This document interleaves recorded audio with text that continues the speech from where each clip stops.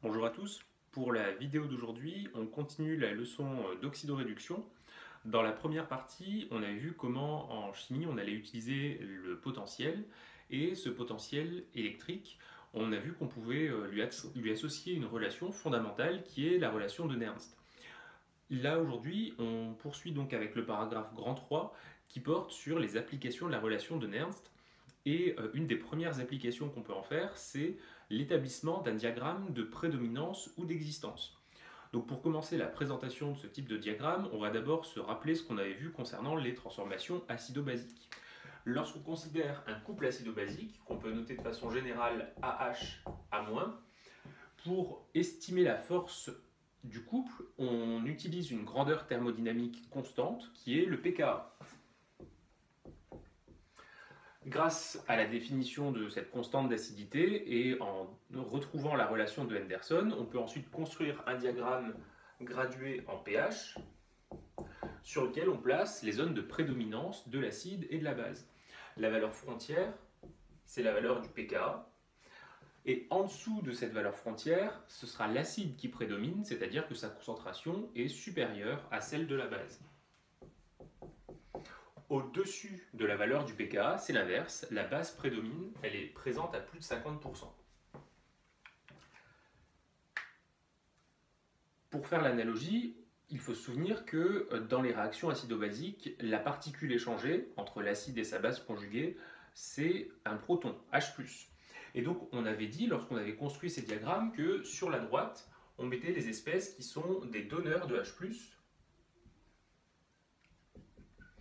et sur la gauche, on avait mis au contraire des accepteurs de H+. On avait aussi dit que la position dans le diagramme, fixée par la valeur du pKa, permettait d'avoir donc une idée de la force de l'acide ou de la base, et que plus un acide est bas dans le diagramme, plus il va être fort. Et en ce qui concerne les bases, la situation est inverse. Plus on va haut dans le diagramme, plus la base sera forte.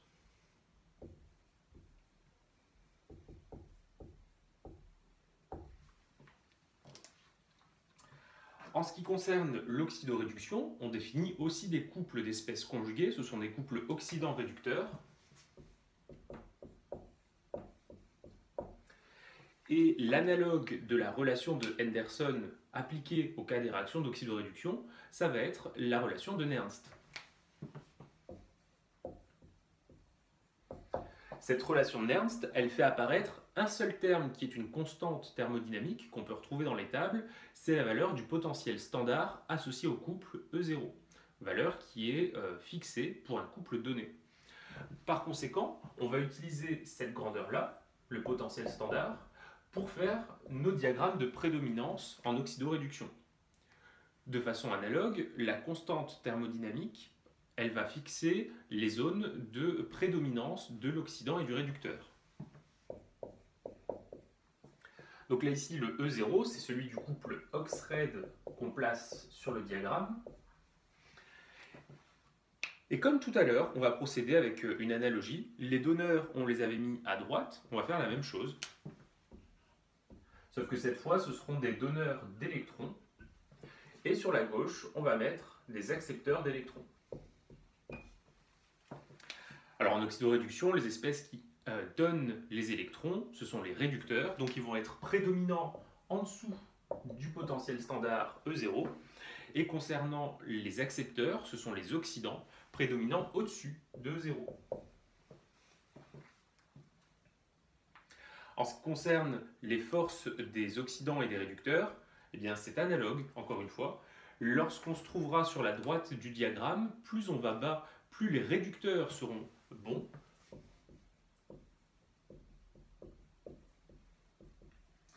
Et au contraire, sur la gauche du diagramme, plus on va vers le haut, plus les oxydants seront bons.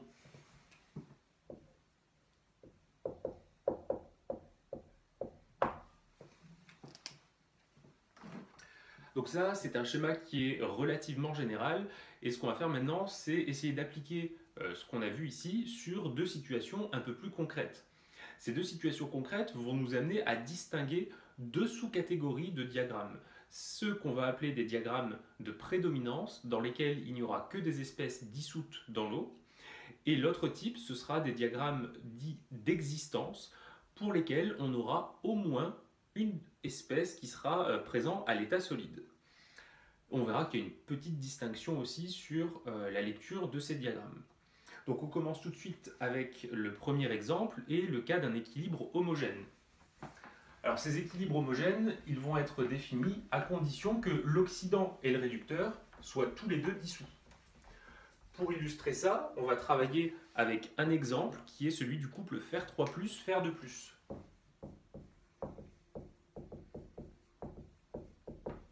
Je vous rappelle que quand on écrit comme ça des espèces chimiques, sans préciser de phase, ça veut dire que par défaut, ils sont dissous dans l'eau. Donc là ici, vous pourriez rajouter entre parenthèses AQ pour Fe3+, comme pour Fe2+. Alors puisqu'on a dit que les diagrammes de prédominance se basaient sur la relation de Nernst, ce qu'on va faire, c'est bien écrire pour commencer cette relation concernant ce couple. Pour écrire la relation de Nernst, il est obligatoire de commencer par faire la demi-équation électronique. Et donc on commence par faire ce travail. Ici, elle s'écrira Fer3+, plus un électron donne Fer2+.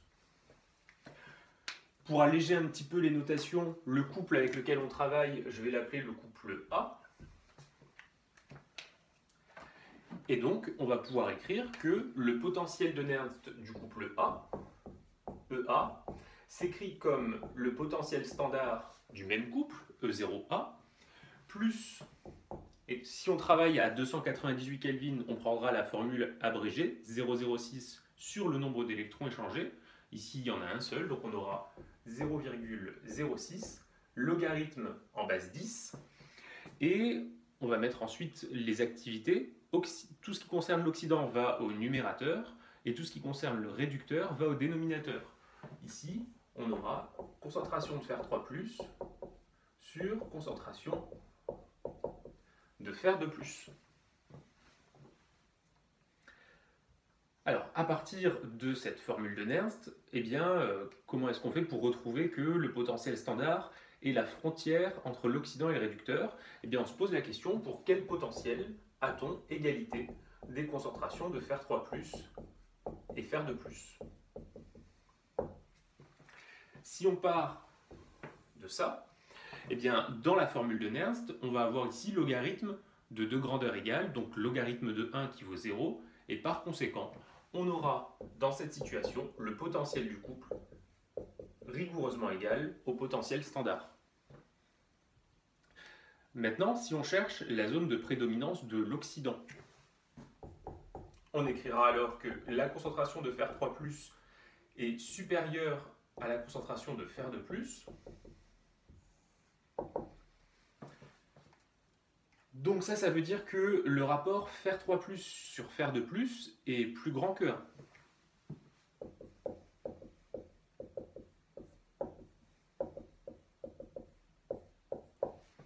Si ce rapport est plus grand que 1, ça veut dire que le logarithme qui est dans la relation de Nernst est positif.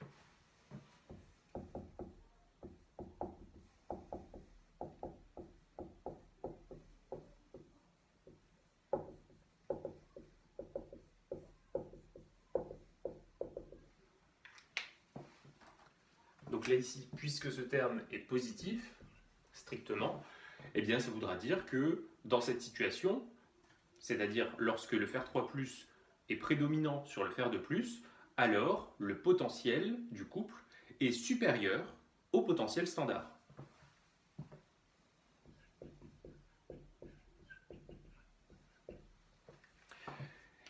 Et de façon analogue, le réducteur va être prédominant, donc Fe2+, concentration supérieure à Fer3+.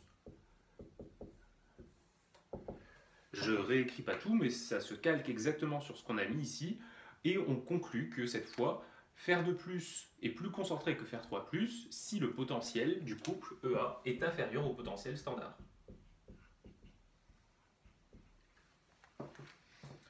Si on essaye de résumer ces différents résultats sur un diagramme, eh bien on place le diagramme gradué en potentiel standard, E0 en volts, Pour le couple avec lequel nous travaillons, le potentiel standard vaut 0,77 volts. Le réducteur, ce sera le fer de plus. Il est prédominant en dessous de 0,77.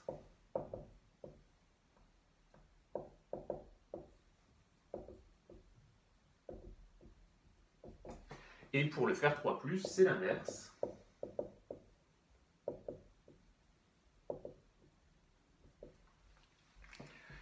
Concernant donc ce qu'on écrit ici, souvenez-vous bien que la prédominance, c'est lorsqu'une espèce est présente à plus de 50%. Ça veut dire que si on se place par exemple juste en dessous de la valeur frontière, à 0,75 volts, vous aurez légèrement plus d'ion fer 2, mais vous aurez aussi une proportion non négligeable d'ion fer 3. Ça veut dire que quelle que soit la valeur du potentiel, vous aurez toujours ces deux ions dissous, mais en proportion variable. De la même façon qu'on l'avait fait pour les réactions acido-basiques, on peut aussi poser des critères majoritaires, c'est-à-dire que le fer 3+, sera majoritaire sur le fer 2+, à condition que sa concentration soit au moins 10 fois supérieure. Et dans ce cas-là, on pourrait du coup décaler un petit peu les domaines. Pour avoir les valeurs précises, eh bien, on utilise la relation de Nernst.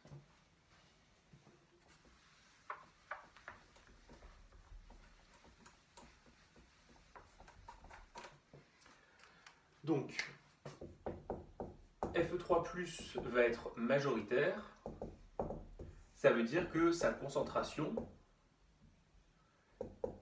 est supérieure ou égale à 10 fois la concentration du fer de plus.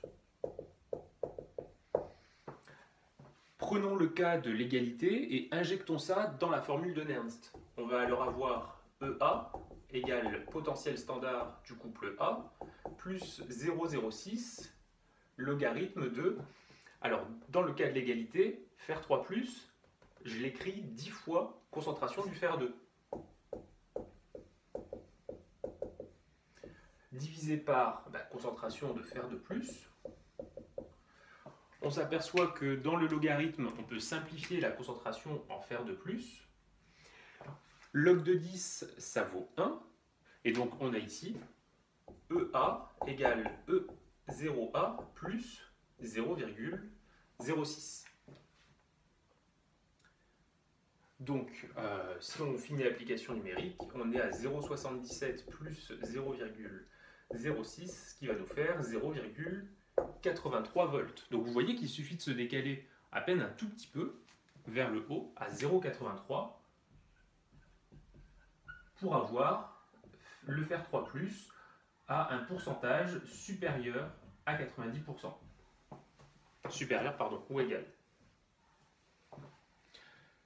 De façon tout à fait analogue, vous pouvez compléter un calcul qui ressemble à celui-ci pour la situation où le fer de plus serait majoritaire.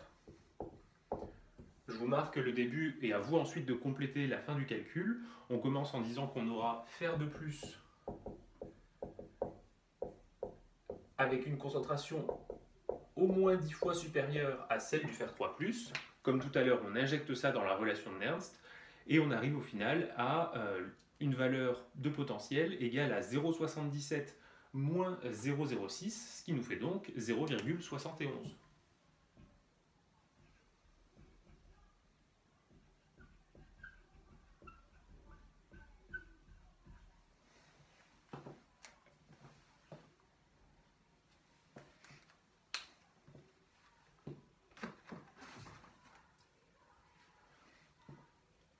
Bien, donc voilà pour ce premier exemple. Ce qu'on retient bien, c'est le caractère prédominant des espèces, c'est-à-dire qu'elles sont présentes quelle que soit la valeur du potentiel. C'est ça la petite subtilité qui va différencier le cas des équilibres hétérogènes qu'on va écrire maintenant.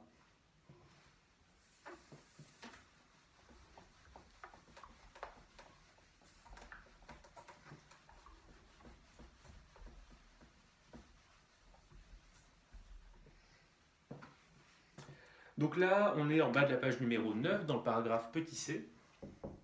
Et je vous ai dit, donc on aura un équilibre hétérogène si au moins une des deux espèces du couple se trouve à l'état solide. Et pour illustrer ça, on va travailler avec le couple fer2, fer métallique.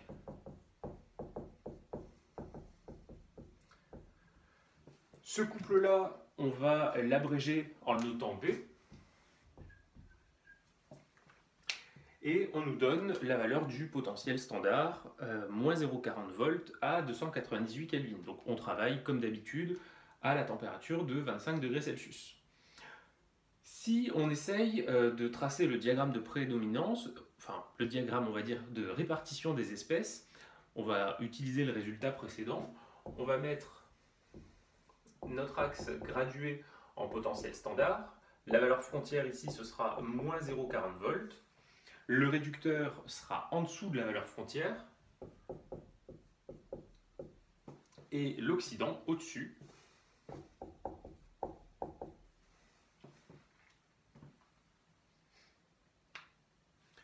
En ce qui concerne la lecture du diagramme, le fait d'avoir une espèce solide, eh bien, ça modifie un petit peu les choses. Qu'est-ce qui se passe si on est à un potentiel supérieur au potentiel standard, ici E0B?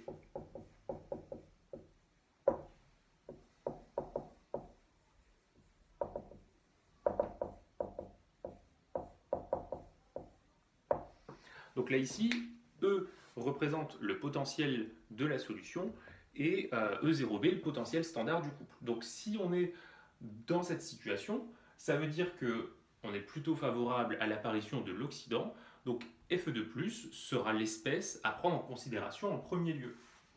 Ce sera l'espèce stable d'un point de vue thermodynamique.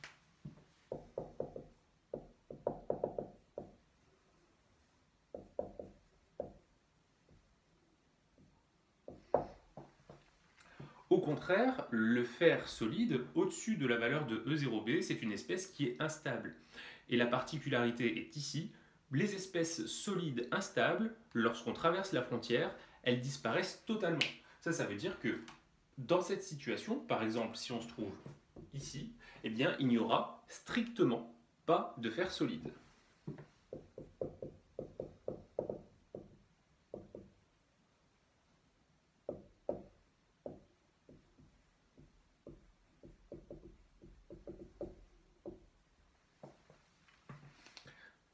Deuxième situation, si le potentiel de la solution est inférieur au potentiel standard E0B, eh bien cette fois l'espèce stable d'un point de vue thermodynamique, c'est le réducteur, Fe, qui sera donc présent.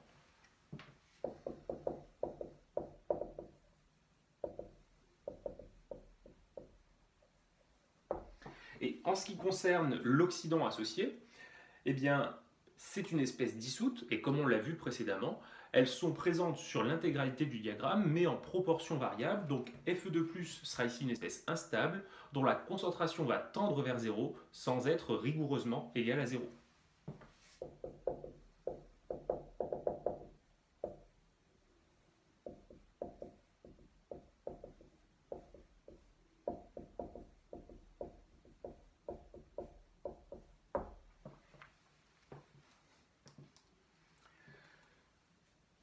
Donc pour cette raison, ce type de diagramme, on appelle ça des diagrammes d'existence.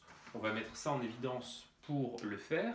Lorsqu'on est à des valeurs de potentiel inférieures au potentiel standard, le fer solide est présent, c'est sa zone d'existence.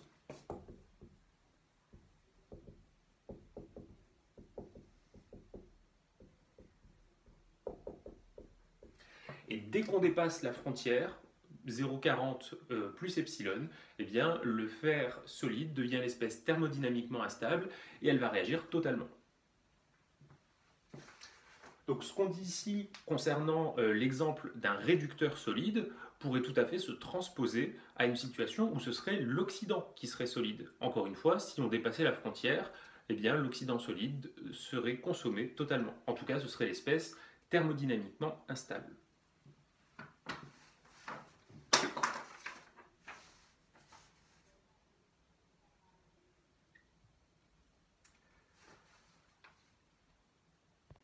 Et donc maintenant que nous avons vu comment construire les diagrammes d'existence ou de prédominance, ce qu'on va faire, c'est voir comment est-ce qu'on peut utiliser la relation de Nernst pour prévoir des réactions. Alors, soit on utilisera la relation brute dans la partie petit a, ou alors on pourra utiliser la relation de Nernst au travers de la construction d'un de ces diagrammes pour prévoir des réactions. Alors tout d'abord, en ce qui concerne le premier exemple de la partie 2a en haut de la page numéro 10, donc on nous propose une situation initiale. On nous dit qu'on mélange à l'instant initial dans un bécher différents composés. Alors on a des ions Fer3 à 0,1 mol par litre. On a des ions Fer2 à 0,2 mol par litre. Il y a également des ions cuivre 2 à 10-2 mol par litre.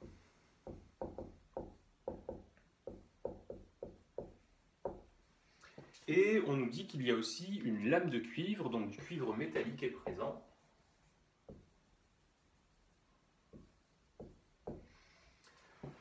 Sur la droite, on nous donne les deux couples. Le premier pour le fer, ce sera le couple Fer3+, Fer2+, qu'on abrégera 1 dans la suite. Et l'autre, le couple du cuivre, Cu2+, Cu, qu'on abrégera 2. On nous demande de déterminer la réaction qui a lieu en appliquant la relation de Nernst. Alors, quel est le problème qui se pose à nous dans ce système réactionnel?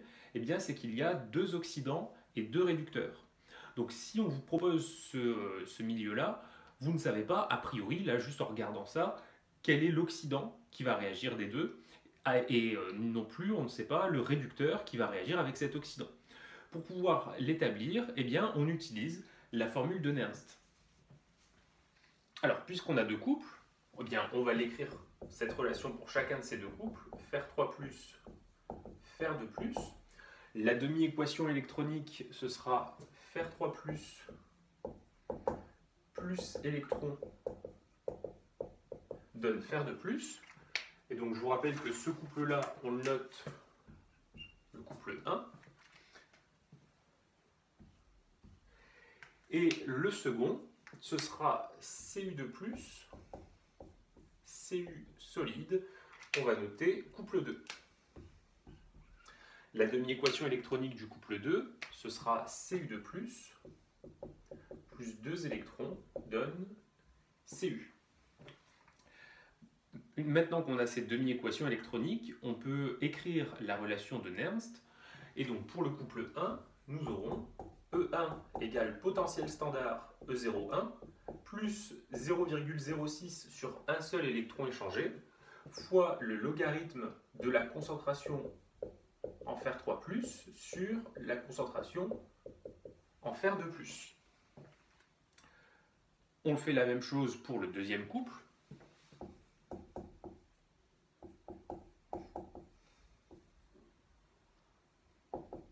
Cette fois-ci, on fait attention au fait qu'il y a 2 électrons échangés, donc on prend 0,06 divisé par 2, logarithme de concentration de Cu2+, et concernant le cuivre, étant donné que c'est un solide, on le voit ici dans l'écriture du couple, son activité vaut 1, on suppose que c'est un solide pur, seul dans sa phase. Bien, donc on a ces relations de Nernst, on a aussi les concentrations initiales, et nous, ce qu'on souhaite, c'est savoir comment va évoluer la réaction chimique et quelle est la réaction chimique qui se produit. Pour ça, on a un seul outil, c'est ce que je vous avais dit à la fin de la vidéo précédente, c'est le fait que lors d'un équilibre chimique, c'est-à-dire lorsque tous les réactifs et tous les produits sont présents, on aura égalité des potentiels de tous les couples présents à l'équilibre. Donc là, ici, ce qu'on peut dire, c'est que le potentiel du couple 1 à l'équilibre va être égal au potentiel du couple 2, lui aussi à l'équilibre. Donc ça, c'est une situation éventuellement fictive, ça dépendra du fait de savoir si l'équilibre est effectivement atteint ou pas. Mais en tout cas, d'un point de vue théorique, on peut écrire cette relation. Bien, donc ça, c'est ce qu'on a lorsque l'état d'équilibre est atteint, mais nous, on n'a pas d'informations là-dessus, on n'a que l'état initial. Donc ce que nous pouvons faire, c'est calculer les valeurs des potentiels de chacun des 2 couples à t égale 0.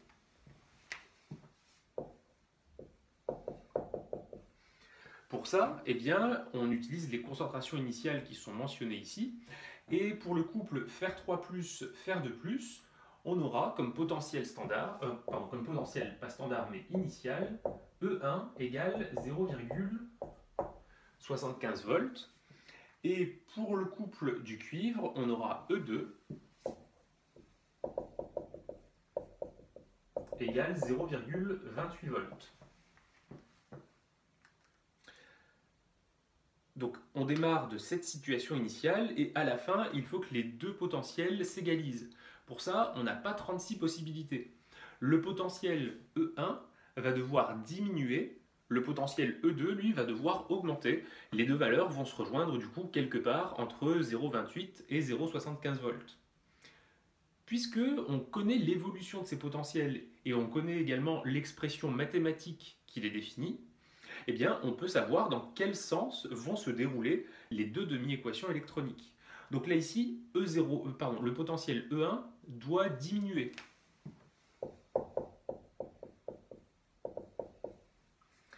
Si le potentiel E1 doit diminuer, ça veut dire que le logarithme qui est ici doit diminuer, donc on doit consommer des ions Fer3+, et former des ions Fer2+.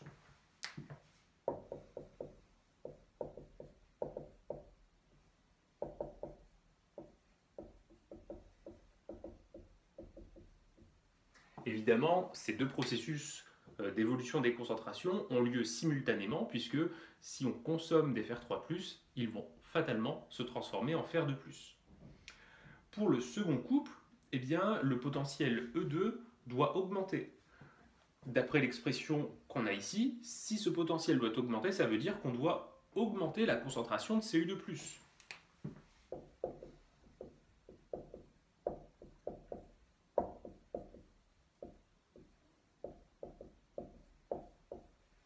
Et pour augmenter cette concentration de Cu2+, il n'y a qu'une seule et unique possibilité, c'est que le morceau métallique de cuivre s'oxyde, se corrode, pour au final donner ces ions. Donc on va avoir augmentation de la concentration et consommation de la lame de cuivre.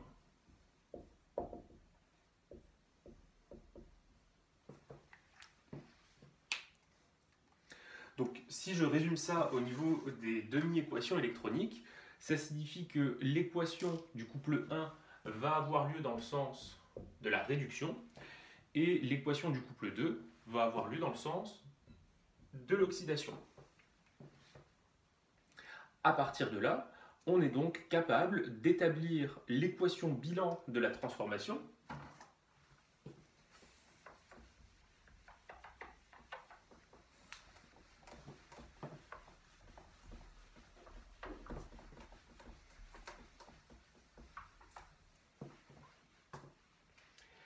Et donc pour cette équation bilan, on utilise le fait que le Fer3+ va être consommé, le cuivre métallique également. On va former des ions Fer2+ et des ions cuivre 2+. Dans l'équation électronique du fer, on avait un électron échangé. On va prendre cette demi-équation deux fois. Et dans celle du cuivre, on en avait deux échangés. Donc là, logiquement, c'est équilibré. On s'arrête un instant pour le vérifier. J'ai deux éléments fer sur la gauche, deux éléments fer sur la droite, un élément cuivre à gauche contre un élément cuivre à droite. Concernant les charges, 2 fois 3 plus, ça me fait 6 plus. Et là, j'en ai 4 plus 2. Il y a bien 6 plus également. Donc là, l'équation est correcte et elle va avoir lieu dans le sens de la gauche vers la droite.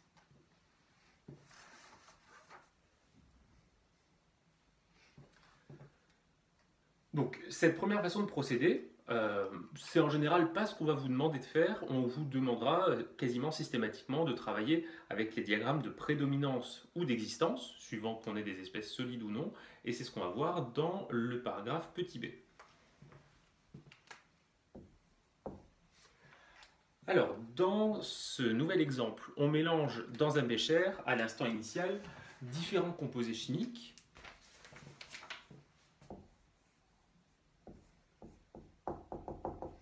Et on va mettre du cuivre 2, 0,01 mol par litre,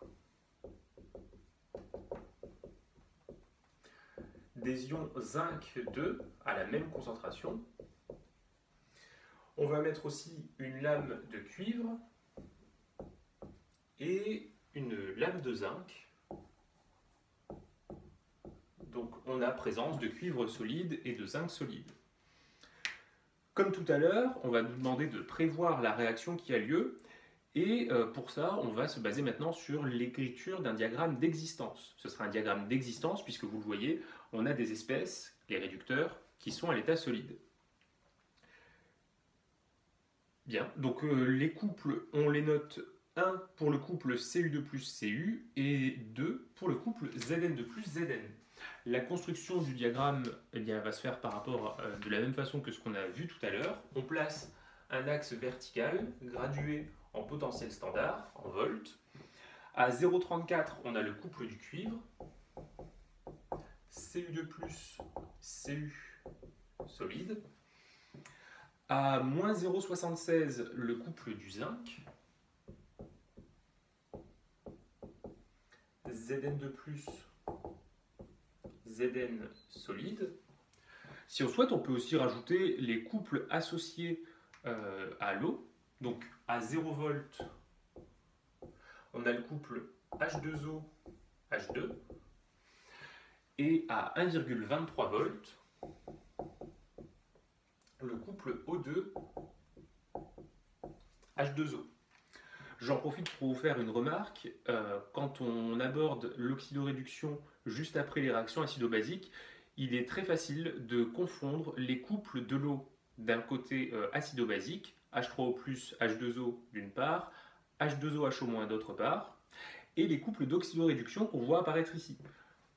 H2O, H2 et O2, H2O. Donc faites bien la distinction dans vos esprits, et de la même façon que vous connaissez les pK 0 et 14 associés au couple acido-basique, vous devez être en mesure de redonner les valeurs de potentiel standard 0 et 1,23 associées au couple de l'eau. C'est pas très dur, 0 c'est la référence, et l'autre c'est simplement 1, 2, 3. Bien, donc à partir de là, pour savoir quelle est la réaction qui a lieu, ce qu'on va commencer par faire, c'est un inventaire des espèces introduites initialement.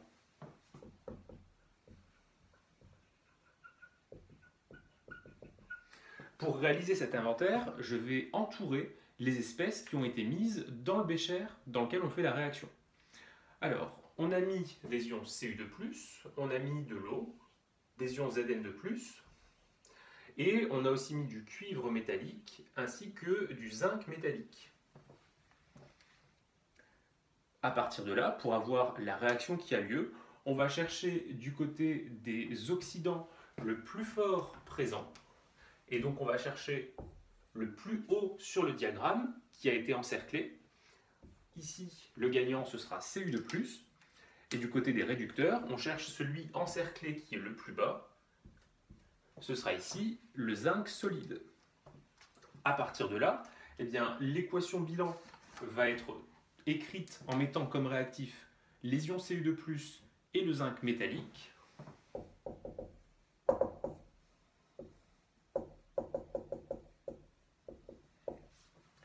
Et qu'est-ce qu'on va obtenir au cours de la réaction? Eh bien, le zinc réducteur va donner des électrons. Lorsqu'il donne des électrons, il devient du Zn2+. Le cuivre, lui, oxydant, va récupérer ces électrons. Et lorsqu'il récupère des électrons, il devient du cuivre métallique. Donc du côté des produits, on va avoir du cuivre métallique et du zinc sous sa forme Zn2+. On regarde un instant pour voir si l'équation est bien équilibrée. Ici, il n'y a aucun problème au niveau des nombres d'éléments et des charges électriques. Donc, si jamais vous vous souvenez bien de la leçon sur les réactions acido-basiques, vous voyez que ce qu'on est en train d'appliquer ici, c'est rien d'autre que la méthode de la réaction prépondérante. On recherche l'espèce qui est l'accepteur le plus fort, l'espèce qui est le donneur le plus fort, et on écrit la réaction qui a lieu entre eux. Donc là, ici, cette équation bilan, c'est ce qu'on pourrait appeler du coup la réaction prépondérante, celle qui aurait lieu dans un premier temps dans ce système réactif.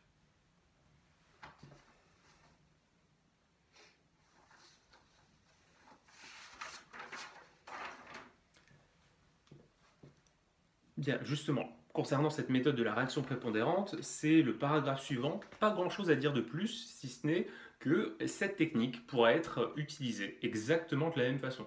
L'algorithme fonctionne exactement de façon similaire. La seule distinction qu'il va y avoir, c'est la façon de calculer la constante d'équilibre d'une réaction d'oxydoréduction.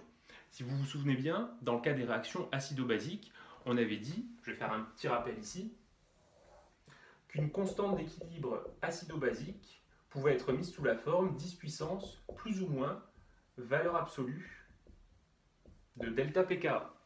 Cette relation, vous devez la mémoriser, vous devez être également capable de la redémontrer. Donc là, si ça vous pose un petit peu problème, eh bien vous mettez un instant la vidéo en pause et vous essayez de redémontrer l'expression de cette relation.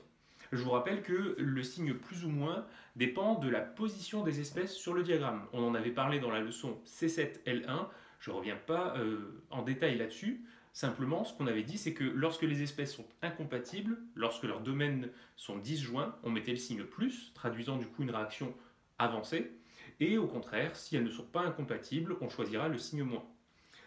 Donc dans le paragraphe suivant, petit 3, on va voir, dans le cas de l'oxydoréduction, comment donner une expression générale pour une constante d'équilibre.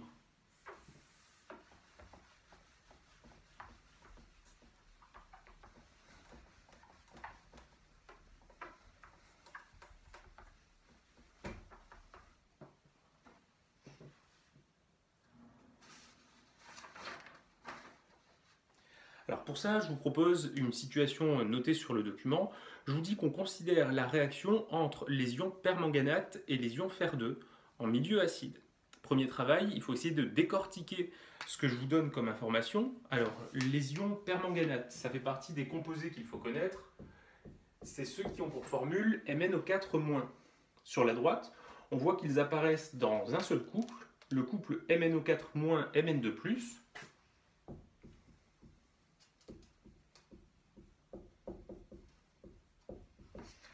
Et on nous dit que ce couple a pour potentiel standard E01 qui vaut 1,54 volts.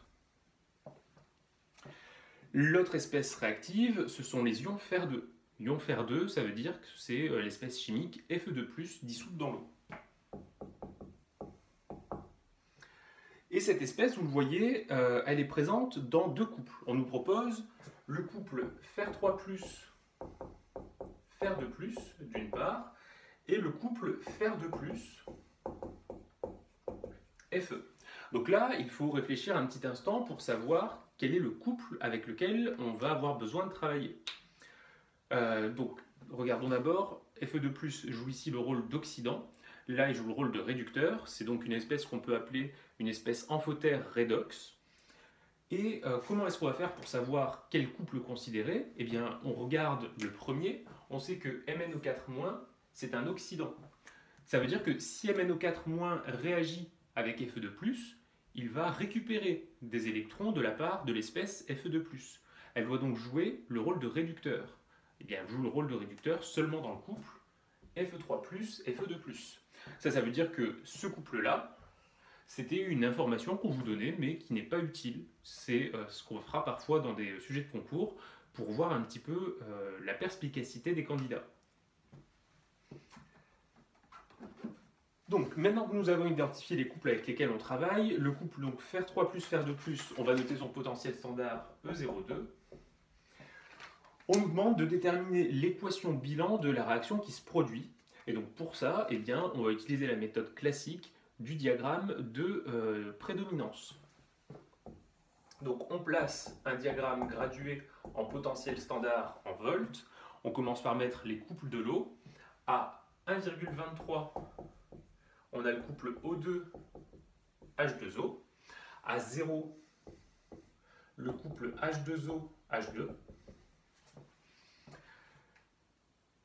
Le potentiel standard E02, il est à 0,77. Pour le couple fer3+, fer2+. Et pour le permanganate, à 1,54, MnO4-, Mn2+. Comme tout à l'heure, pour déterminer la réaction, on va commencer par faire un inventaire des espèces introduites à t égale 0.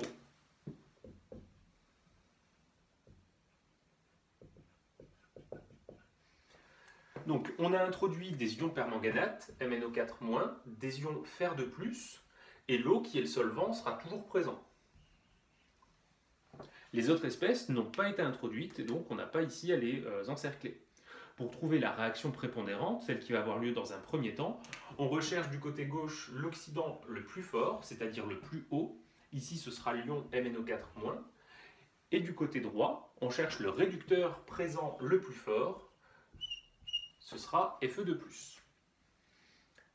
Pour avoir la réaction entre les deux, eh bien, on va passer par les demi-équations électroniques et on sait maintenant dans quel sens elles vont avoir lieu. Donc, pour le premier couple, on écrit l'oxydant et le réducteur, de part et d'autre du signe égal, et on va ensuite équilibrer. On fait la même chose pour l'autre couple et on sait que le réactif c'est Fe2+. Donc, je vais le mettre à gauche.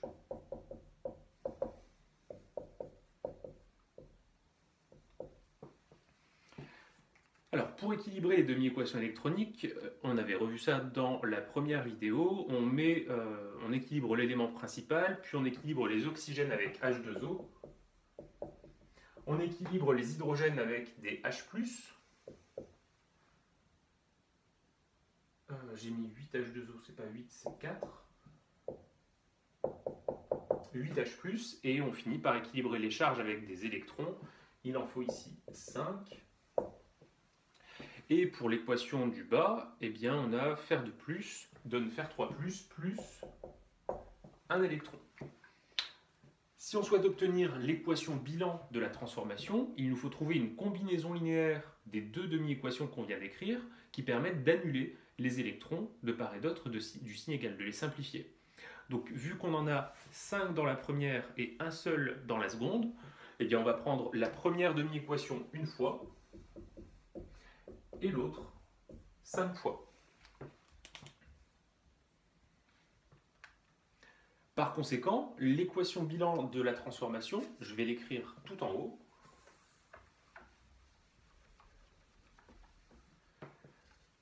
Ce sera MnO4- plus 5 fer de plus 8 protons H+, qui donne Mn de plus 5 ions fer 3 plus 4 molécules d'eau.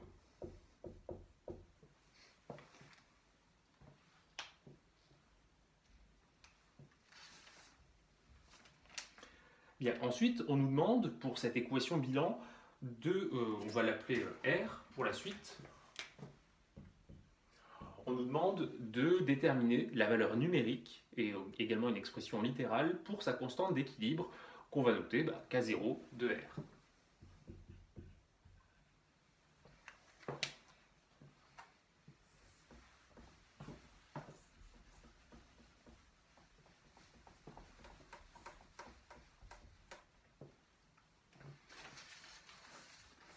Alors, c'est un exercice qui peut être un petit peu ardu quand on ne l'a jamais réalisé, et donc, comment est-ce qu'on va réfléchir? On souhaite exprimer K standard pour la réaction R, qui est donc une constante. Et donc, dans cet exercice, on ne nous donne pas de valeur de concentration, mais on nous donne sur la droite des potentiels d'oxydoréduction standard, qui sont eux aussi des grandeurs constantes. Ça veut dire que si on arrive à exprimer K0 en fonction de E0, eh bien, on aura une relation valable. Donc, puisqu'on aura besoin de ces potentiels standards, E0, ce qu'il va falloir faire, c'est écrire les relations qui sont les relations Nernst associées à chacun des deux couples. On y va. Pour le couple numéro 1, c'est le couple associé au permanganate.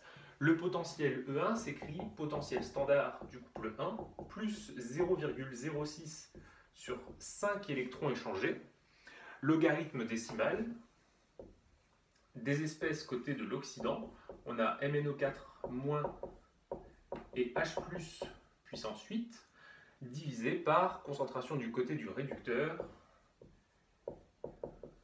et on avait ici Mn2+. L'eau, c'est le solvant, son activité vaut 1, donc si vous souhaitez, vous pouvez rajouter ici 1 puissance 4, qui reste égal à 1.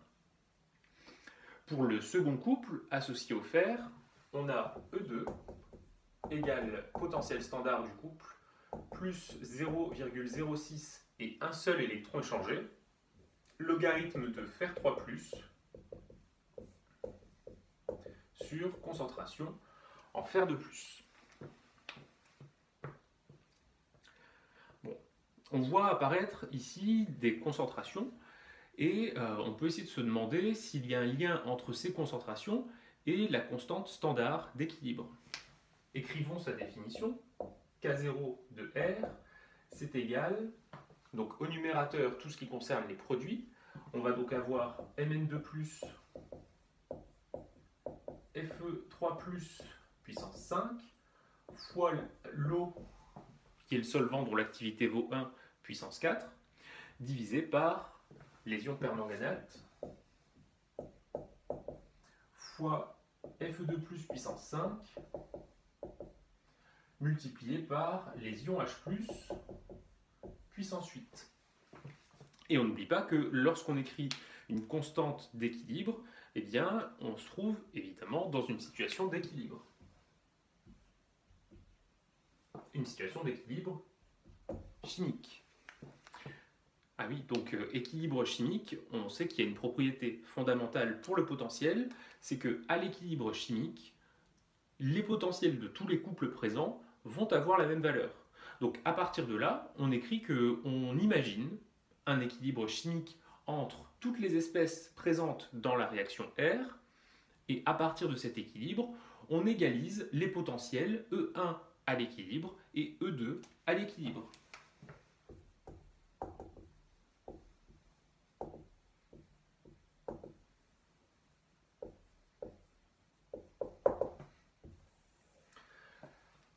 Et donc, on y va. Si on démarre donc de E1 équilibre égale E2 équilibre. Ça, c'est les potentiels d'oxydoréduction des couples, et on peut développer chacun des deux à l'aide des relations de Nernst qu'on a mis juste au-dessus. Qu'est-ce qui va être constant, qu'est-ce qui va être différent? Les potentiels standards, ce sont des constantes, ils ne changent pas. Par contre, à l'équilibre, les concentrations deviennent les concentrations à l'équilibre. Donc on va écrire, pour l'équation associée à E1, E01 plus 0,06 sur 5 log Mn au 4 moins H plus puissance 8 divisé par Mn2 plus, tout ça à l'équilibre, et ça c'est égal à E02 plus 0,06 fois logarithme de Fer3 plus sur Fer2 plus.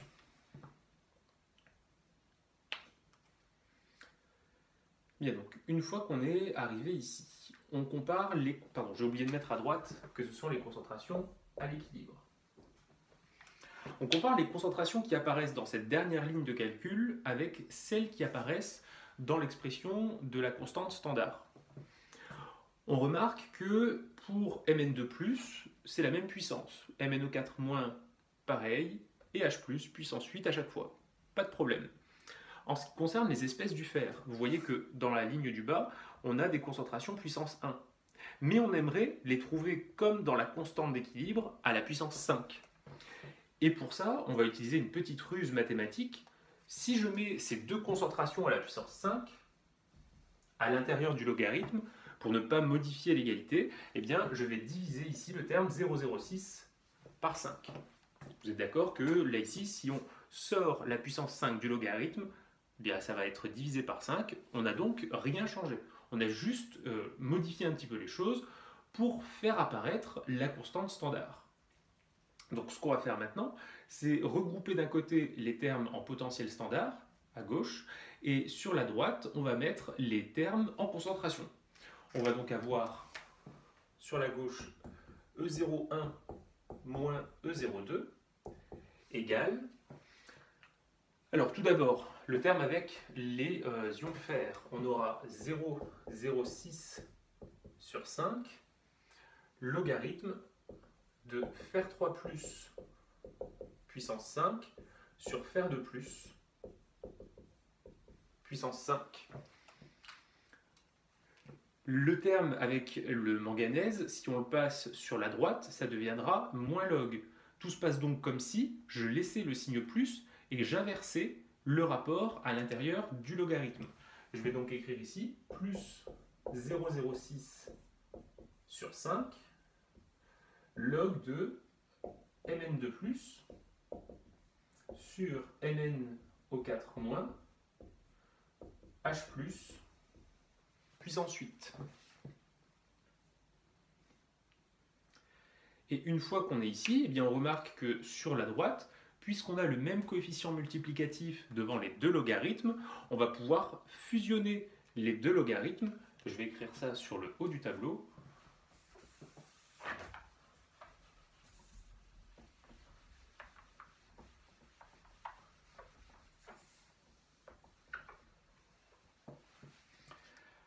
Donc, le terme de gauche, je ne le change pas. E01 moins E02 est égal à 0,06 sur 5 logarithme de fe3 plus puissance 5 fois mn de plus divisé par fer de plus puissance 5 fois mn au 4 moins fois h plus puissance 8. Et je ne l'avais pas recopié ici, mais ces concentrations sont toutes les concentrations dans la situation d'équilibre chimique. Ça veut dire que dans ce logarithme, le terme qui est présent, c'est rien d'autre que la constante K standard.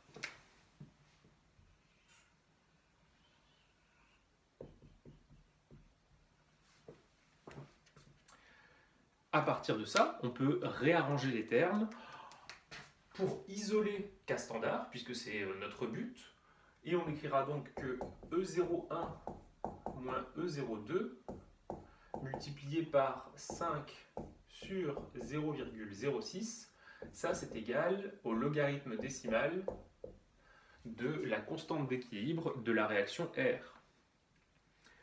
Du coup, on passe à la fonction 10 puissance pour isoler K0R.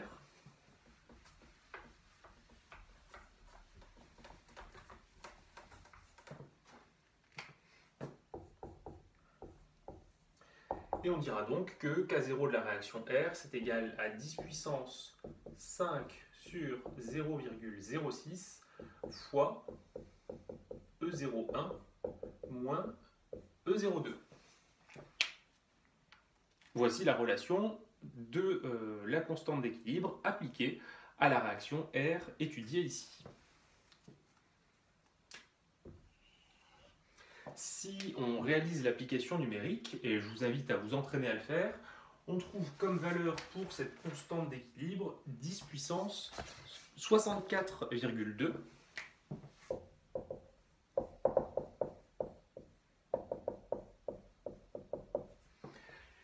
Et lorsque vous calculez comme ça une grandeur numérique, c'est toujours bon de lui associer un petit commentaire. Bon, alors 10 puissance 64,2, c'est une grandeur qui est absolument gigantesque. Ça veut dire que cette constante d'équilibre est associée à une réaction qui est très très avancée, donc c'est-à-dire l'équilibre est fortement déplacé du côté de la formation des produits. On peut donc dire que cette transformation est quasi totale, voire même totale. Et concernant ces valeurs, donc de constante d'équilibre très très grandes, c'est quelque chose dont il va falloir s'habituer, c'est quelque chose d'assez fréquent. Lorsqu'on fait des réactions d'oxydoréduction, trouver des constantes d'équilibre de 10 puissance 60, 10 puissance 80, ça peut arriver, ne vous étonnez pas. Si jamais on considérait la réaction inverse, qu'on appellerait la réaction moins R, et bien par propriété des constantes d'équilibre, la constante K0 de la réaction moins R, ce serait rien d'autre que 10 puissance 5 sur 0,06 facteur de E02 moins E01. C'est les deux constantes standards qui sont inversées ici.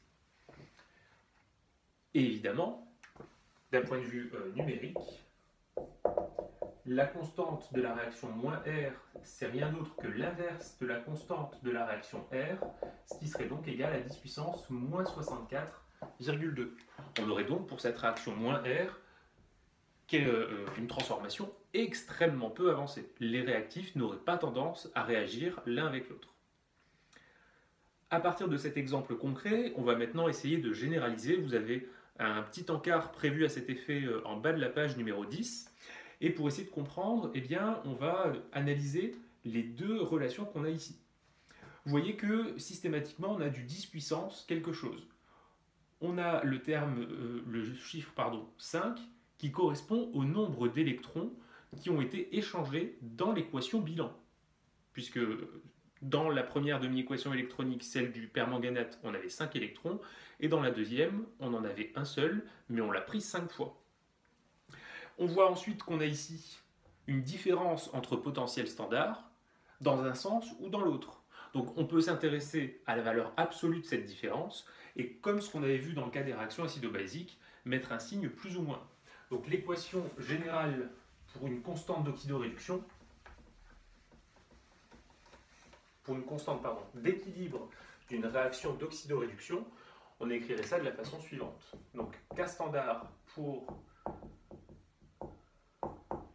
une équation bilan redox s'écrit 10 puissance plus ou moins n sur 0,06, valeur absolue de l'écart entre les potentiels standards delta E.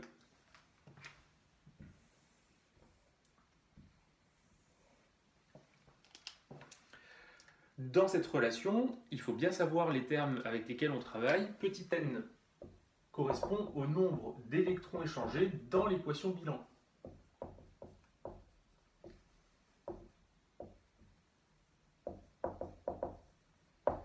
Ne vous trompez pas, il ne faut pas regarder seulement une des deux demi-équations électroniques. Concernant le choix des signes, eh bien, comme dans le cas des réactions acido-basiques, on mettra le signe plus si les réactifs ont des zones disjointes, donc s'ils sont incompatibles.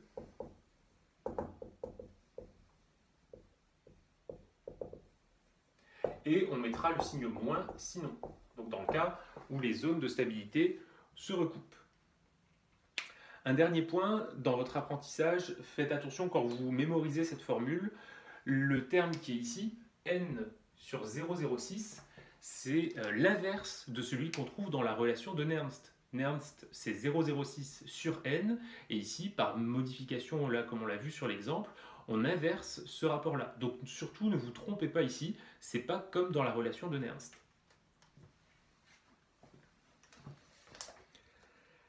Bien, donc là, on a déjà bien avancé sur l'utilisation de cette relation. Il nous reste encore à voir deux points et on aura terminé. Concernant le point suivant, eh bien, il va mélanger transformation d'oxydoréduction et transformation acido-basique. On va voir maintenant l'influence du pH sur le potentiel associé à un couple.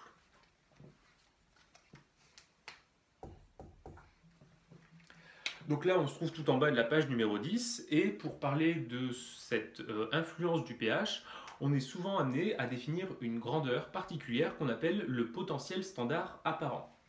Alors, lorsque on a besoin de définir un potentiel standard apparent, je vous l'ai écrit sur le document, il faut, dans la demi-équation électronique, obligatoirement présence d'ion H+, ou d'ion hydroxyde HO-.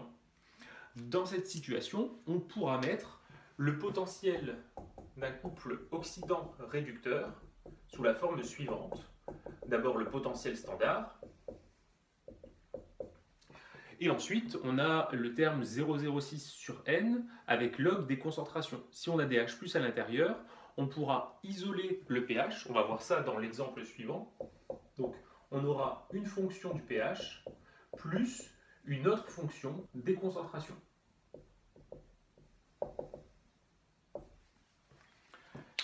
Concernant le potentiel standard, eh bien, il regroupe le terme du potentiel, le potentiel standard apparent regroupe les deux premiers termes, à savoir le potentiel standard et la fonction du pH. Et donc, vous l'aurez compris, ce potentiel standard apparent varie lorsque le pH varie.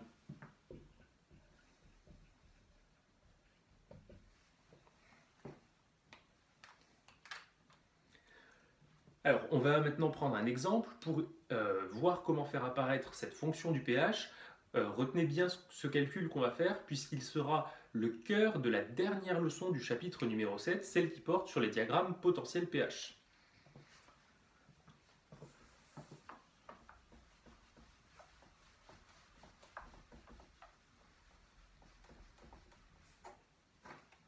Donc on travaille ici avec le couple permanganate-ion manganèse 2 et on nous demande de tracer sur un diagramme de prédominance la position du potentiel standard apparent. Donc on commence par écrire le couple MnO4- Mn2+. Bon, qui dit potentiel du couple en fonction du pH dit écrivons la relation de Nernst. Lorsque vous êtes bloqué, si jamais vous avez une panne d'aspiration, utilisez la relation de Nernst, ça pourrait vous donner des pistes. Donc on commence par la demi-équation électronique, MnO4- plus 8H+, plus 5 électrons donne Mn2+, plus 4H2O. Le couple avec lequel on travaille ici, je vais l'appeler couple A. Et donc, on aura le potentiel du couple A, donné par la relation de Nernst, égal au potentiel standard de ce couple, plus 0,06 sur le nombre d'électrons échangés, 5, logarithme au numérateur tout ce qui concerne l'oxydant, concentration de l'ion permanganate, concentration des H+, puissance 8, et au dénominateur ce qu'il y a du côté des réducteurs, Mn2+, puissance 1. Je ne marque pas ici l'activité de l'eau, puisque, encore une fois, c'est le solvant, son activité vaut 1. Ce qu'on souhaite faire maintenant, à partir de cette relation, c'est faire apparaître le pH. Donc nous, ce qu'on sait, c'est que le pH, c'est égal à l'opposé du logarithme décimal de la concentration en H+. Du coup, si je modifie un tout petit peu cette définition, en multipliant par -1 à gauche et à droite, je peux écrire que moins pH, c'est égal à plus log de la concentration en H+. L'idée, c'est alors d'utiliser les propriétés de la fonction logarithme pour isoler log de H+, qui sera égal du coup à moins pH. Donc, on réalise ça et on écrit que le potentiel du couple A est égal à E0A plus 0,06 sur 5 log de H puissance 8 plus 0,06 sur 5 log de MnO4- sur Mn2+.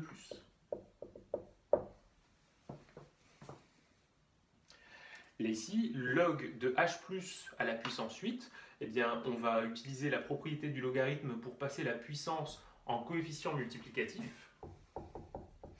EA est égal au potentiel standard E0A plus 0,06 sur 5 fois 8, logarithme de H+, plus le dernier terme, je ne le recopie pas, c'est la même chose. Arrivé ici, log de H+, on a dit que c'était égal à moins pH. Et donc, la relation au final s'écrira EA égale potentiel standard E0A plus 0,48 sur... Pardon, c'est pas plus, c'est moins 0,48 sur 5 fois le pH plus 0,06 sur 5 log de MnO4- sur Mn2+. Où se trouve le potentiel standard apparent? Eh bien, c'est la somme des deux premiers termes. Il est ici.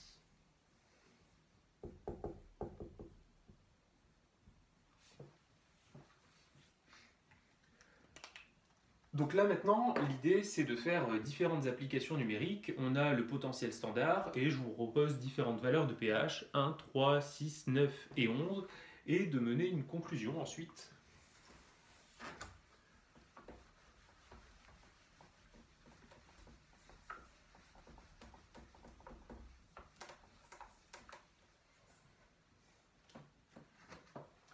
Alors, je vous laisse faire les applications numériques et le résultat auquel vous devez aboutir est le suivant. On constate sur cet exemple-là que si le pH augmente, alors le potentiel standard apparent diminue.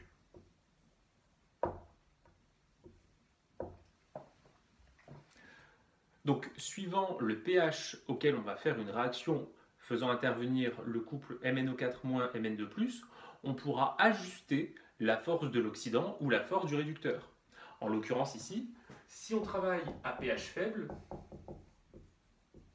eh bien, le potentiel standard apparent va être relativement élevé. On va donc favoriser la force de l'oxydant.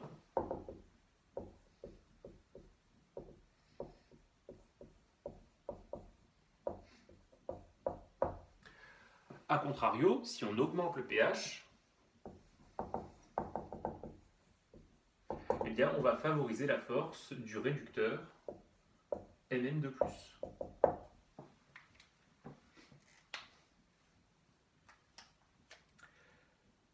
Et donc, ce petit raisonnement, on pourrait le refaire comme ça au cas par cas pour différents couples acido-basiques. Et on s'apercevrait que suivant la position des H+ dans la demi-équation, suivant qu'ils sont du côté de l'oxydant ou du réducteur, on dégagerait deux comportements assez généraux. Le dernier point pour conclure sur cette utilisation de la relation de Nernst, c'est un appendice par rapport à une technique de calcul qu'il est nécessaire de connaître, mais qui ne fait pas directement intervenir cette relation. On vous demandera parfois dans les exercices d'exprimer et de trouver la valeur numérique du potentiel d'oxydoréduction standard d'un couple à partir de potentiel d'oxydoréduction standard d'autres couples. Et pour ça, on va utiliser des grandeurs. Alors, il n'est pas demandé strictement de les définir en première année, cependant vous allez le faire dans la leçon de thermochimie de seconde année, et donc j'ai décidé ici de vous poser déjà les définitions avec lesquelles vous travaillerez l'année prochaine, de façon à ne pas avoir à apprendre un truc qu'on oubliera l'année suivante. Donc on aborde ici le paragraphe petit 5, et on va commencer par un petit préliminaire dans la rubrique petit a. Ce préliminaire porte sur une grandeur associée à l'énergie du système qui est une grandeur de description du système. C'est ce qu'on appelle un paramètre d'état. Ce paramètre, c'est l'enthalpie libre, qu'on appelle également énergie de Gibbs, qu'on note en hommage Granger. Donc je vous ai mis une première définition. Les termes qui apparaissent dans cette définition, vous les définirez lorsque vous serez en thermodynamique physique en cours de première année. Pour l'instant, donc, c'est des termes qui vous disent rien, et de toute façon, je ne vous demande pas d'apprendre ça par cœur, ce sera plus pour votre culture quand vous réviserez, par exemple pour le concours blanc. J'ai donc cette fonction d'état est définie comme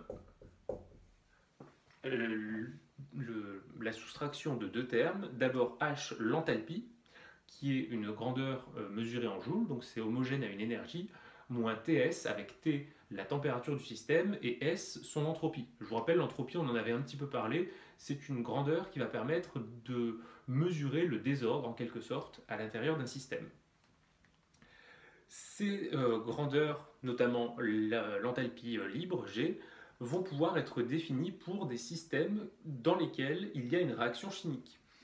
Dans ces cas-là, vous montrerez l'année prochaine que G est fonction de trois variables qui sont la température, la pression et xi, l'avancement de la réaction en mol. Donc G est fonction des paramètres du système et également de l'avancement de la réaction. À partir de là, on définit une grandeur qui découle de cette définition qui s'appelle l'enthalpie de réaction standard, qu'on va noter delta R G0. Donc delta, vous avez l'habitude, c'est pour mesurer la variation d'une grandeur. Lorsqu'on note delta indice R, c'est la variation au cours d'une réaction chimique. Le 0 qu'on met ici en exposant, eh bien c'est pour préciser qu'on travaille dans les conditions standards et donc que la pression est égale à la pression standard P0 qui vaut 1 bar. Puisque la grandeur G est fonction de plusieurs variables, lorsqu'on va la dériver, il faut préciser la variable par rapport à laquelle on divise. Ça, c'est quelque chose que vous développerez aussi dans le cours de physique et de physique-chimie en deuxième année. On noterait alors les choses de la façon suivante.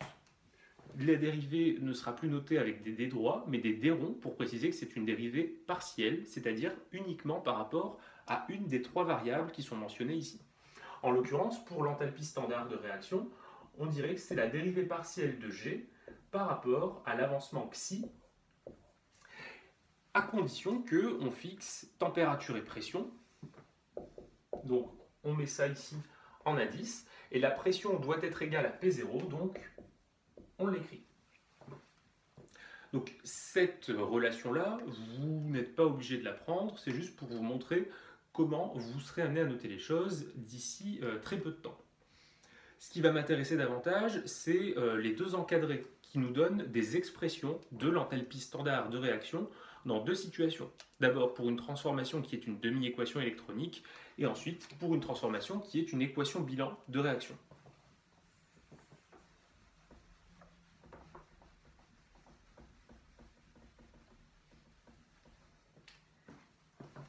Alors tout d'abord pour une demi-équation électronique,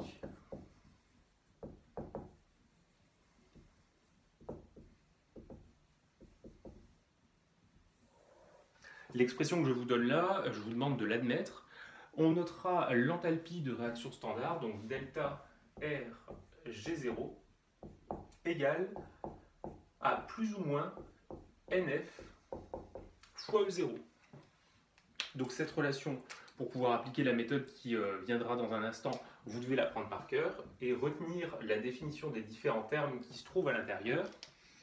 N, c'est le nombre d'électrons dans la demi-équation électronique.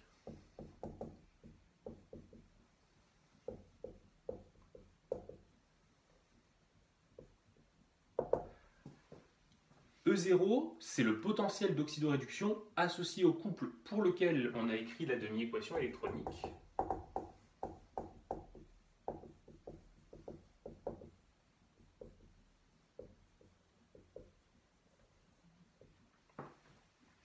F, nous l'avons déjà vu, c'est le Faraday, la charge en valeur absolue d'une mole d'électrons.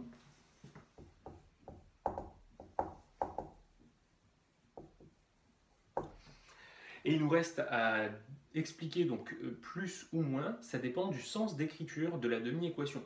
Vous mettrez le signe plus si la demi-équation est écrite dans le sens de l'oxydation.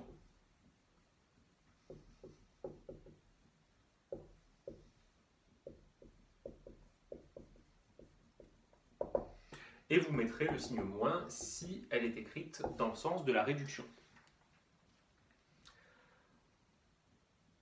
En ce qui concerne la partie droite, pour les équations bilan de constante d'équilibre K0,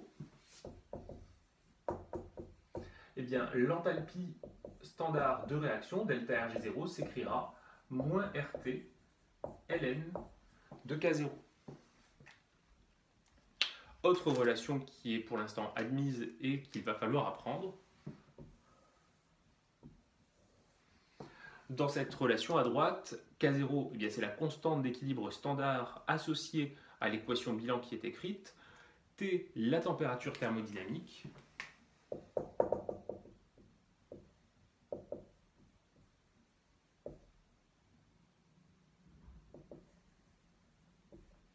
Et R, la constante des gaz parfaits.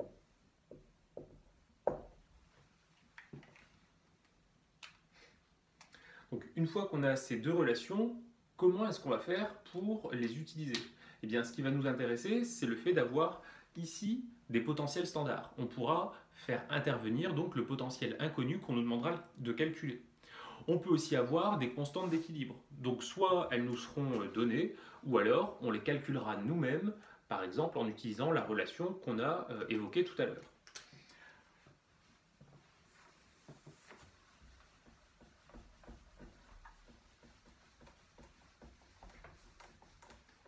Maintenant, d'un point de vue pratique, quelles sont les équations mathématiques qu'il va falloir écrire pour utiliser ces deux transformations?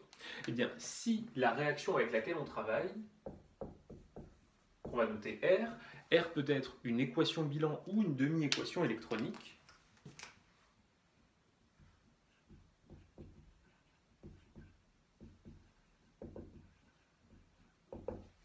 Donc si cette réaction R s'écrit de la façon suivante, comme une somme de plusieurs autres réactions, pour un indice I variant de 1 à grand N, avec des réactions qu'on va noter petit ri, pondérées par un coefficient alpha I. Donc là ici, ri, ça peut être des équations bilan ou des équations électroniques.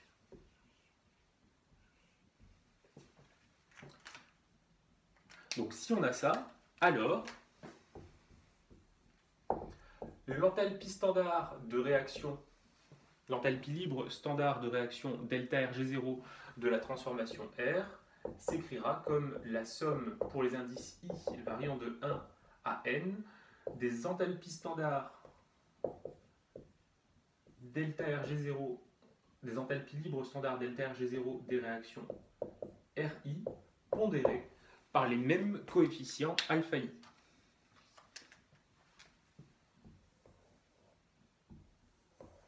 Troisième relation qu'il sera nécessaire de mémoriser pour pouvoir déterminer des potentiels d'oxydoréduction standard. Et donc, pour illustrer l'utilisation de ces différentes relations, je vous ai mis un exemple d'application tout en bas de la page 11. Alors, dans cet exemple d'application, on considère différents couples faisant intervenir le même élément du cuivre et on nous demande de calculer le potentiel E01 associé au couple Cu2 plus Cu.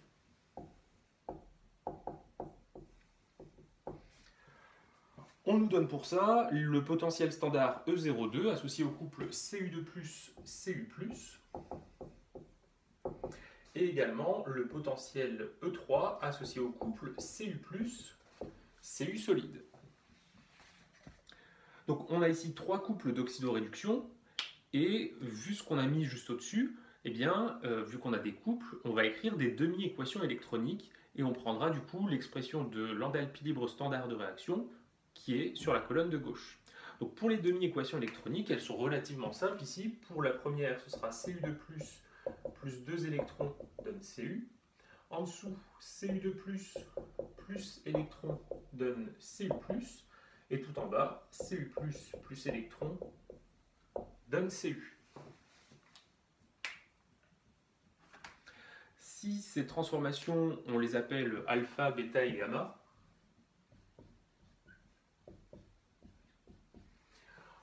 on s'aperçoit que la somme bêta plus gamma donne l'équation alpha.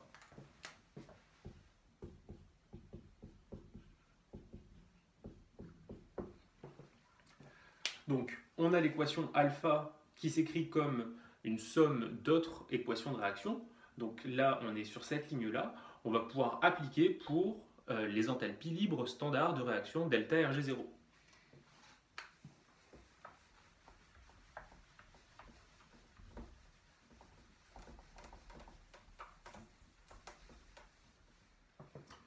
Donc, puisque alpha est égal à bêta plus gamma, on écrira que delta Rg0 associé à la demi-équation alpha, c'est-à-dire delta Rg0 pour le couple 1, est égal à delta Rg0 pour le couple 2 plus delta Rg0 pour le couple numéro 3.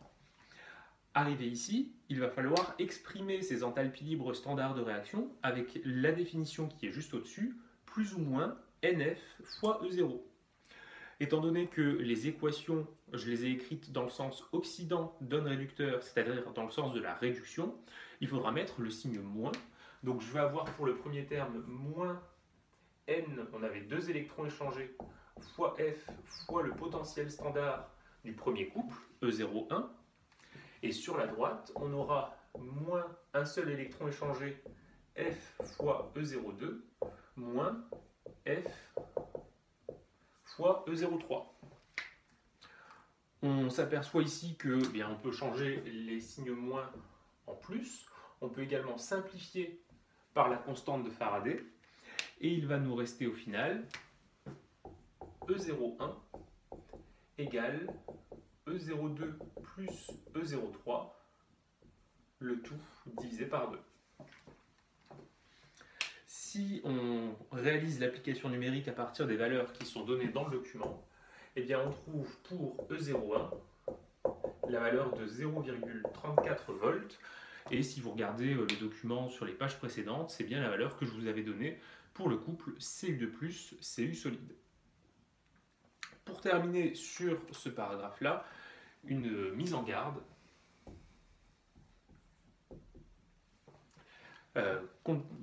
Cette mise en garde, je vous la fais puisqu'il y a une erreur classique que je vois réapparaître chaque année de la part de certains élèves. Ils pensent que cette relation est universelle. Pas du tout. Ce qu'il va falloir retenir, c'est la méthodologie. écrire des équations, trouver entre elles une combinaison linéaire et exprimer les enthalpies les enthalpies libres standards de réaction. Dans cet exemple-là, c'est un cas particulier où le potentiel standard inconnu s'exprime comme la moyenne arithmétique d'autres potentiels standards. C'est faux dans le cas général. Et je vous mettrai dans la fiche de TD des exemples pour lesquels la relation du potentiel standard inconnu ne sera pas la moyenne arithmétique de façon à vous le prouver. Donc pensez à bien regarder cet exercice du TD pour vous entraîner sur cette méthode de calcul. On s'arrête là pour la vidéo d'aujourd'hui et donc dans la dernière vidéo, ce sera une partie application dans laquelle on va voir comment est-ce que l'oxydoréduction peut être utilisée pour créer des piles électrochimiques.